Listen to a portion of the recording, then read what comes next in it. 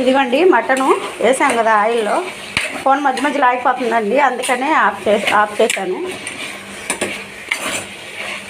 ఇదిగోండి చూడండి, కలర్ కూడా భలే ఉంది మటన్.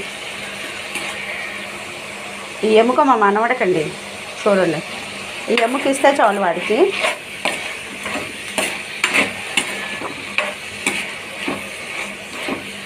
రాత్రి కూడా కొంచెం కైమా వండాను కదా, ఇది మెత్తటి ముక్కలు తీసి మిక్సీలో వేసి, ఆయన ముక్కలు తినలేడని చెప్పేసి రాత్రి ఆయనకి కైమా వండానండి, బుడ్డాయనకి.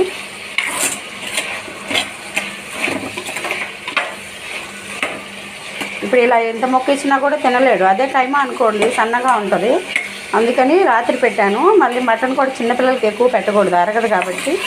ఇప్పుడు ఆయనకి ఎముక ఇస్తాను.